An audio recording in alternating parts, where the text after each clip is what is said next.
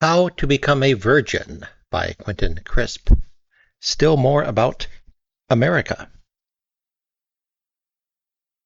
If in the Algonquin I was given a good table at breakfast time, I could be seen by all the guests who came and went in the lobby.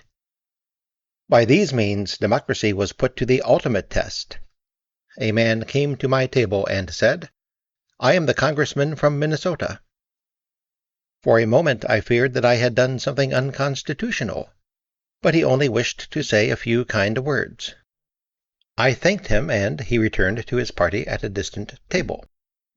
If you try to imagine an English cabinet minister walking the entire length of a public place to speak to me, you will instantly see how far we have to go before we become a truly homogenized society. In the Algonquin, people talked to me for free. Those who could be bamboozled into paying came to the Players Theater. This is situated on the western side of Washington Square, a district that has changed somewhat since the characters in Mr. James' novels lived there. In London, my engagement there would be comparable to appearing in Dean Street. As soon as I saw the Players Theater, I thought it the ideal place for me to work. The inside looked as though it had once been a kinky cinema. The auditorium, which held about 240 people, was long and narrow, but I never had the least difficulty in being heard, even when, halfway through the run, my voice clouded over from fatigue. I never succeeded in filling the place, but even a handful of people looked adequate and seemed to feel comfortable. Until I reached New York, I had always used whatever stage furniture each theater could provide. Now the stage manager was asked to buy the required props. I was amazed at the thought that he lavished upon this small chore. For instance, when I remarked that any old chair would do, he said that it must not have a fabric seat. It must be made of something that permitted me to slide hither and thither. "Well, yes," I conceded, "but apart from that, and it must be so light that you can easily drag it forward or push it back." "That's true, and it must have arms that you can lean against." He even bought a few ferns to make the occasion look like a Dickensian celebrity lecture. In New York, our engagement began not with a bang but a whimper. We embarked on a series of previews to invited audiences. The purpose of these was partly to acclimatize New Yorkers to me, but mostly to familiarize me, before the critics could get at me, with the shortened version of the show which Mr. Elkins had translated into American. During my first few evenings, if anything distracted my concentration while I was on stage, my lips automatically moved back into the sentences that they had become accustomed to uttering during the past 3 years. By the time the night of the critics had fallen, I was used to the new edition of the show. The critics were amazingly kind to me. Americans boast that they are a violent people, and politically they are. They have killed twice as many politicians as we have murdered kings. But in the world of the theater, both critics and audiences have velvet paws. Not even Mr. Barnes denied that I was offering entertainment. Almost everybody's attitude was softened by the fact that I am a foreigner, nay, an outcast, an old man, and alone. Guessing this to be so, it became difficult not to exploit my disadvantages. I stood forever on the brink of flirting with my audiences instead of performing for them. In theatrical terms, this was a sin. Socially, it seemed to be a virtue, or, to say the least, useful. During my run at the Players Theater, many events occurred that were surprising and some that were positively hilarious. One night, when I had been on stage for about 20 minutes, the lights began to flicker and some thumping noises issued from the wings. Really, I should say wing. It was only possible to reach the stage from one side. Then suddenly the lights were extinguished altogether. I asked the electrician, who was lurking behind a curtain, if there just might be something wrong, and he admitted that the electrical system was being rebellious. Someone in the audience suggested that we should go on as though nothing unpleasant had happened. I agreed to do this, but at the moment, the emergency lighting was switched on, giving the place a Waterloo Station look, and the owner of the building walked down the aisle to announce that the theater was on fire. In a soothing voice, he suggested that we should all leave. The mildness of his manner worked a miracle. There was no panic. Sitting on the stage, I watched everyone leave quietly, as though a church service had just ended. Almost at once, an engine arrived with 5 firemen. Like an illustration to one of Gulliver's Travels, helmeted and armed with iron pikes, these benign giants stomped onto the tiny stage. They wore boots that would have carried them through a flood. Where 2 or 3 firemen are gathered together, there will be photographers also. Never asleep at his post, the stage manager instantly saw this occasion as an opportunity for a little publicity. He asked the Titans if they would be willing to have their picture taken with me. I have been told that the fire department has raised strong objections to the notion of employing known homosexuals, but the invaders complied with the stage manager's request at once. The resulting picture could not be used for publicity purposes, because the least suggestion that the theater was unsafe would have been fatal, but it was printed in a magazine called Where It's At. In brilliant lighting, and holding a glass, as though I were about to propose a toast, I stand before these shadowy Titans grouped in heroic poses.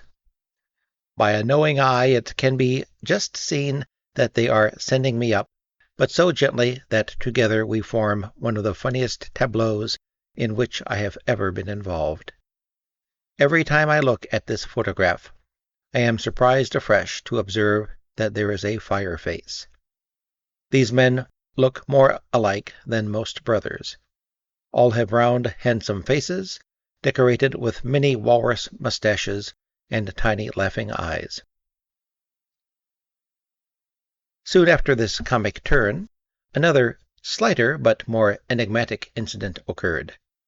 Someone in the audience asked if I thought that Jesus had style. I had often been questioned about you-know-who, but very seldom interrogated about his son. As always, before I talk about any religious issue, I said, would anyone prefer that I did not answer this query? I wouldn't like to give offense. Someone shouted, "Why stop now?" So, I explained that, in my opinion, the style resided either in Mr. Nazareth or his biographers. This remark led me into quoting the passage from the New Testament about the woman at the well. As I began to say, "He that drinketh of this water shall thirst again," the house seemed not only to grow quieter, but also colder. This change of temperature was not lost on the stage manager. He decided later that, although it was permissible for me to express my ideas about religion in general, I must never again quote from the Scriptures. Perhaps the audience was shocked to find that anyone so wicked knew the Bible so well. I was at the Players Theatre for 11 weeks. By that time, it was recognized by the experts that no amount of advertising could keep the show going any longer. I returned to England. There, my feeble efforts to entertain a small number of well-wishers in a tiny theatre on a dim side street in an unfashionable part of New York were described as a Broadway triumph. It has always surprised me to find that anyone at all accepts without question what the newspapers say. I was positively astonished to discover that apparently even journalists believe the outrageous statements of other pressmen. It was impossible to define what Mr. Elkins had expected, not merely of my appearance in McDougal Street, but of the entire American venture. As an impresario, he almost certainly succumbs from time to what Mr. Miller calls the dreams that come with the territory. But in some respects he is a realist. While I was in Australia, he was in communication with Mr. Cook, and from him learned that no amount of publicity could inflate my poor market value to any great degree. He also knew that, in a sense, the larger the audience, the less satisfying the show was bound to become, because it depends on its chattiness. All the same, he may secretly have hoped that we could fill a small theater indefinitely.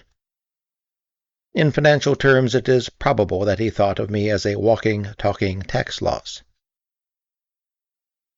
What the people who came to hear me took away from the performance, I have no idea. One night, during the interval, a member of the audience came up onto the stage and sat for a while in the other chair.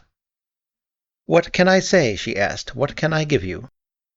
Before I could make out a list, she had taken from round her neck a gold chain. This she placed in my lap. What folly, what wonderful folly! Gestures of generosity such as this, the letters, the hospitality that were showered upon me, have made me examine very carefully the almost mystical relationship between the solo performer and American audiences. The enigma certainly does not originate in me. I offer the world nothing but my availability, myself. The mystery must therefore spring from the United States. New York is that Aaronic rock which, if you strike it in the hope of unleashing a miracle, will reward you with a perpetual flow of love. If I ask myself what I originally wanted from a visit to America, I can now give no reply. The fulfillment has outstripped the expectation. When not on stage, not being interviewed by straight television or the gay press, I was being lavishly entertained, sometimes by people I had met in England, on other occasions by individuals or groups whom I knew little or not at all. These festivities usually took place in the middle of the night after the show. This was largely due to the fact that, although whenever it rains in New York it rains credit cards from heaven, most of the city's inhabitants work. In England, regular employment is considered, by those who can find it, to be a way of winning eternal life, on the principle that work tastes so nasty it must be doing you good. To Americans, a job is an excuse for going out into the world, where at any moment they may encounter success, or at the very worst, true love. Almost until dawn, generosity was lavished upon me as though I were a star. As Mr. Auden has said, God bless the USA, so large, so friendly, and so rich.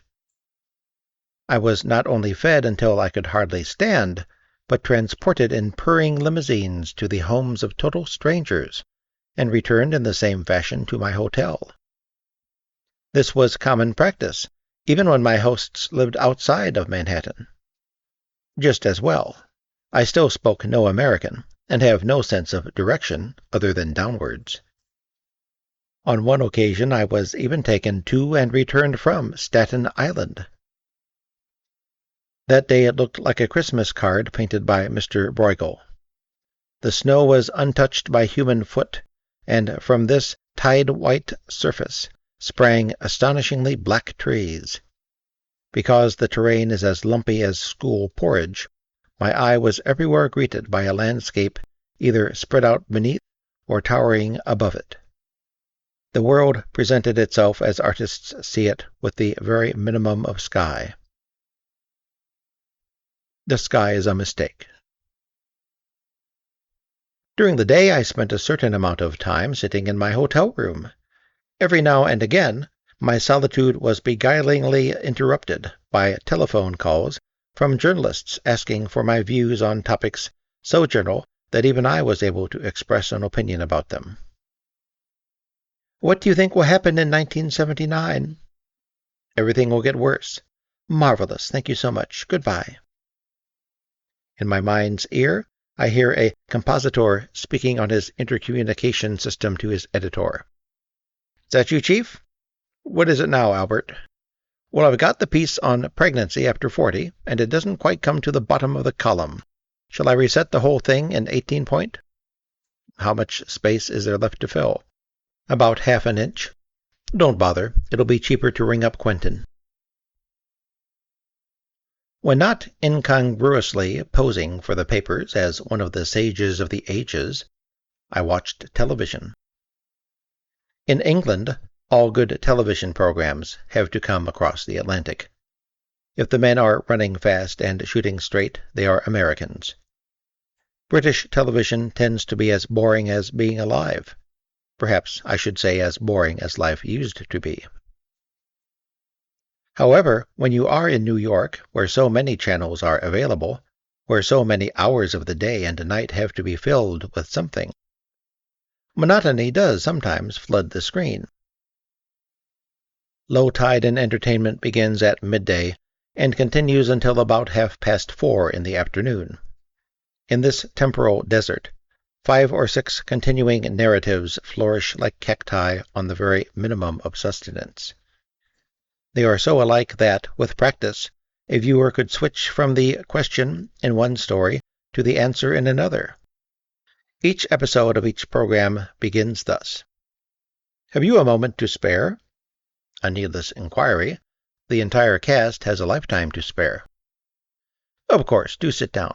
Thank you. I want to talk to you. I'm worried about Marge. I don't think Jerry is right for her. Ah, if only she hadn't left Andy. Occasionally into this world of middle-brow, middle-class women, men are introduced. They are always as handsome as the sun, with eyes the size of chickens' eggs, and they have never in their lives taken anything seriously except a mirror. Even so, they too have opinions as to whether or not Jerry is right for Marge. By the end of every afternoon, at least 3 women are in hospital. They suffer from the effects of self-administered poison, self-administered alcohol, or pregnancy administered by someone who isn't right for them. Day after day I sat before one of the Algonquin's television sets waiting for one of the characters on the screen to say, "Don't you think that perhaps we should stop meddling in the lives of others?"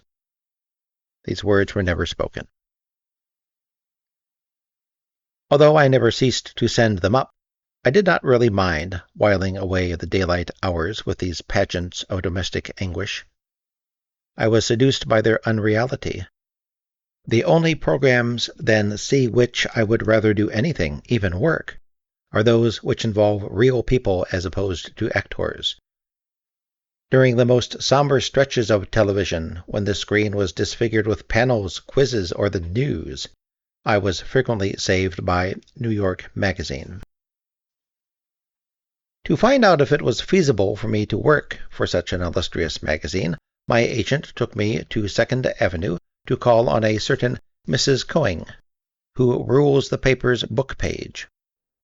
She not only found the idea acceptable, but allowed me to write almost anything that came into my head, and further indulged me by giving an office tea party for me just before I left America. I also became involved in a curious subdivision of the profession of book reviewing, of which until recently I had never heard. Publishers sent me uncorrected proofs of forthcoming books, not exactly for criticism, but rather in the hope of cajoling me into making a few favorable comments, which could be woven in with other blandishments on the dust jackets of their first editions.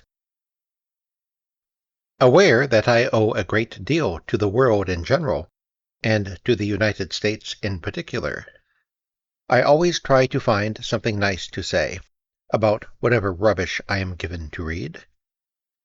I do this partly so as not to find myself inhabiting a jungle infested with angry novelists who might snarl at me if our paths cross, and partly because to produce even the slenderest volume costs money, and it is therefore sacred.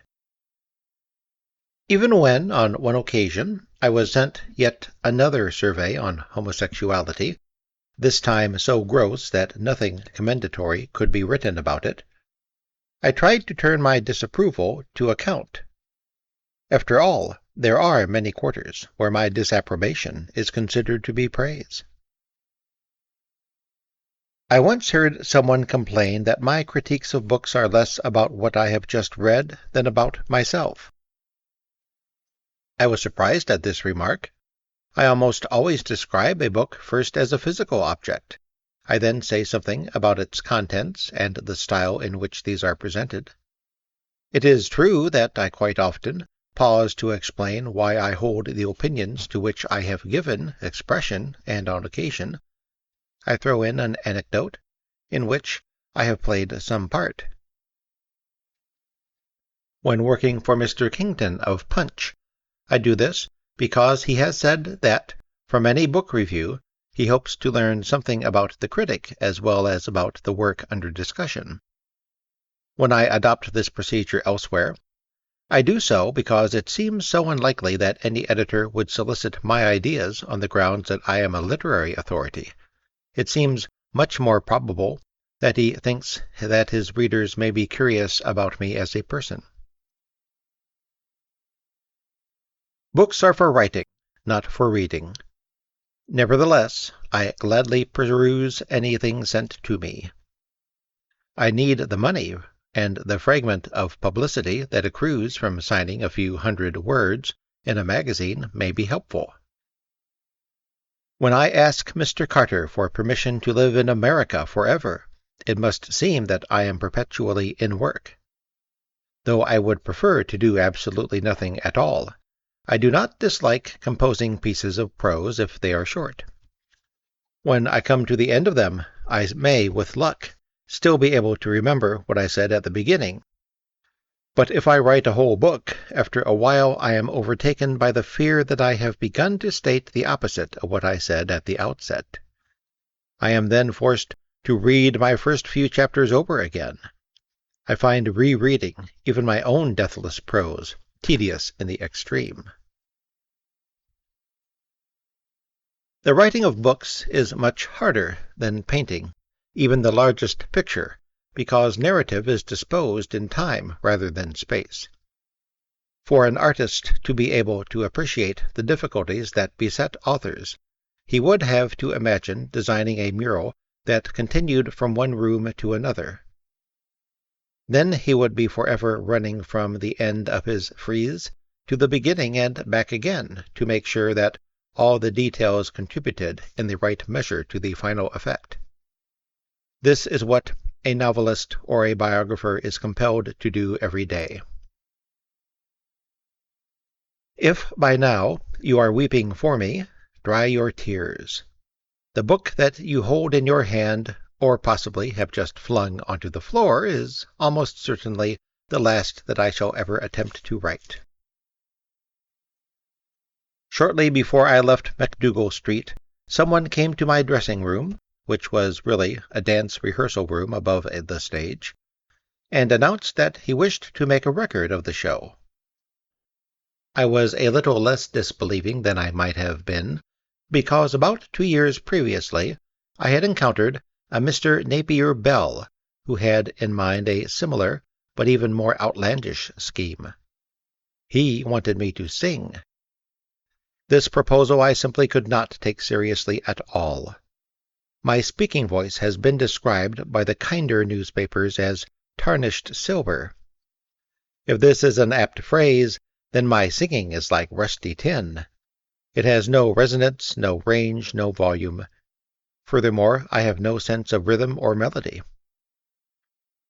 There are two main ways in which a person may find it difficult to keep in tune. He may either be unable to predict what sound will come out of his face, or if two noises have different qualities, such as a piano and the human voice, he may be quite unable to tell whether or not they have the same pitch. I suffer from both these handicaps. All this I explained to Mr. Napier Bell on the telephone. He insisted on visiting me. He looked like Mr. Redford, but without the permanent expression of suppressed contempt. He was most polite, but quite determined. Mr. N.B. Everybody can sing, even you. Me, tra-la. Mr. N.B. You're quite right. You can't sing, but you can speak a lyric. Me. Like Mr. Harrison? Mr. N.B. No, like Miss Dietrich. So I started off in the legendary world-weary moan to say that I was falling in love again. A likely story. I had not uttered more than a few bars when my visitor interrupted me. "No, that won't do," he said. "It's not you." For our experiment, he had chosen a lyric made famous by Miss Lee, presumably on the principle that we should emulate the best. It was a song of mourning, but not for lost love, but for vanished happiness. Mr. Napier Bell left. We had agreed that I need not imitate anyone, but should intone this elegy in a voice charged with feigned emotion. My taskmaster was infinitely patient. He caused the lyric to be typed out like a poem so that I could learn my lines by heart, and he left me with a quaint machine no bigger than a matchbox, on which he showed me how to play the required tune over and over and over. The difference between this elegant gadget and the huge metal box into which I had spoken words for Mr. O'Connor told me how much time had passed since then. As the years rush by, people become bigger, but mechanical devices get smaller. When, as nearly as I was ever likely to, I understood what I was meant to do, a day was fixed for making a record. In a dim basement in Denmark Street, there is a sinister room divided down the middle by a huge glass wall. The two halves of this studio can only communicate through the microphone or by sign language.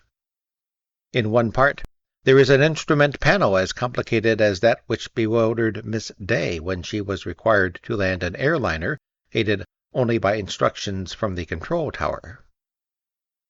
When you hire this demon machine, you are allotted a man like a gift in a packet of shredded wheat. He and Mr. Napier Bell sat side by side behind this science fiction object. I went into the other half of the room. There I found nothing but a huge microphone. I stood in front of this wearing earphones, through which the now horribly familiar tune assaulted my skull at discotheque level. At a sign from Mr. Napier Bell, I took a deep breath. Before I had uttered a sound, I was waving my arms to indicate that we must begin again. I had not realized that every time I breathed, the microphone would emit a hoarse growl. I was told this did not matter, and we started afresh. I think I did about 4 renderings of Miss Lee's song before I was allowed into the other part of the room to hear one of them. Having no notion of what was expected of me, I was neither shocked nor pleased by what I heard until I noticed that in the word never, the second syllable was inaudible. When I mentioned this defect, the man who belonged to the machine slowly dragged the switch along a groove, then suddenly, with the speed of light, moved his hand to another switch, and back again. With no more fuss than this, the word never was transferred from another sound track onto the one that was considered the least feeble. I know now that a mouse could give an adequate rendering of Softly Awakens My Heart, if the technical staff was on her side. Nothing ever came of the record that Mr. Napier Bell was trying so hard to make. In a way, I was sorry. He was so indulgent with me that he deserved some reward. Also, I hate being part of any project which is finally a dead loss to someone who has taken an interest in me. But I think it is just as well that this particular dream, this particular nightmare, was never translated into fact. The idea put forward by the man who came to my dressing room at the Players Theatre was a little more realistic. He only wanted to record my speaking voice. Like a fire bucket, his request was passed along the chain of employees that connected me with Mr. Elkins, and some days later we received permission to proceed. The stage manager and I rushed straight from MacDougall Street to a nearby recording studio. This differed from the room in Denmark Street, in that this time I and the microphone were in a larger room filled with constricted listeners. The occasion was an ordeal because by the time the record was complete, it was well after midnight, and I had been speaking for 4.5 hours. But the evening was made worthwhile by my discovery that in the audience was Miss Comden. When the record was released in England, to promote it, I was whirled round Britain by a member of the staff of EMI. I asked him what the 3 mysterious letters meant, and he replied, "Every man for himself." Apart from New York, the only other American city in which my theatrical engagement was prolonged was Los Angeles. From the very first morning that I awoke in California, I felt abundantly well. There was a warm film of moist air lying on my face. It was as though I were living in a happy Ireland, if you can imagine anything so far-fetched. We were staying at the Beverly Hills Hotel in a splendor to which sadly I shall never become accustomed. There isn't enough time left.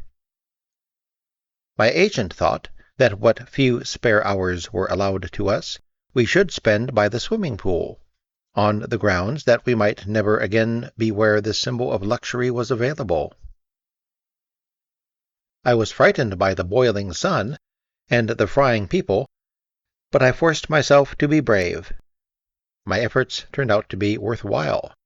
On a modern version of a chaise lounge lay a gentleman who was revealed to be a doctor when his name was called by a telephone assistant.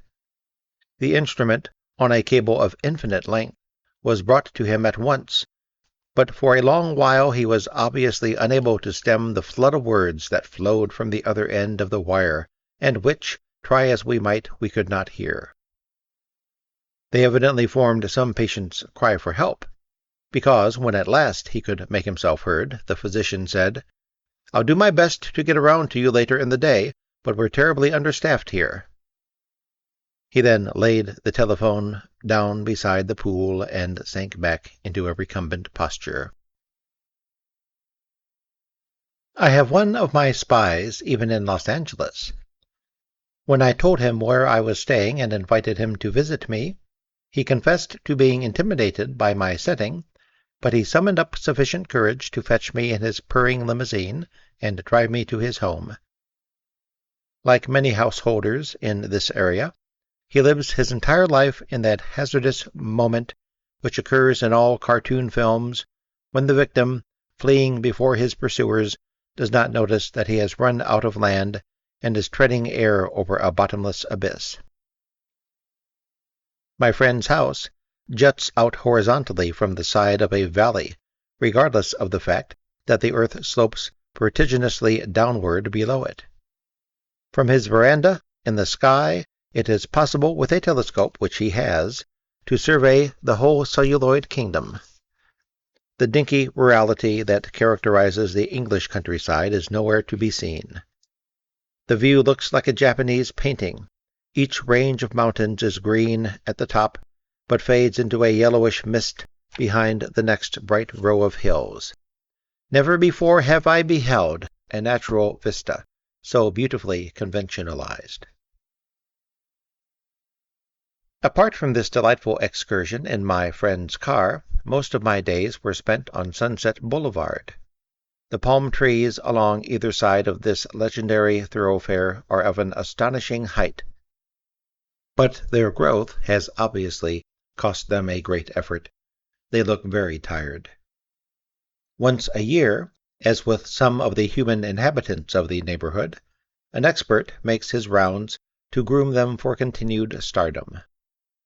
Sunset Boulevard leads from the hotel to the television station where I was interviewed by Mr. Snyder.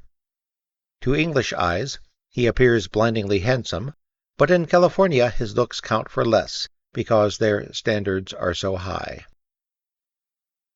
Great care is taken to present not only him, but his entire program in a glamorous light.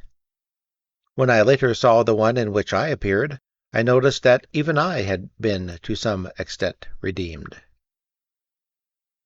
Though I have glanced fleetingly at so much geographical splendor in recent years, Los Angeles is by far the most idyllic region through which I have ever passed.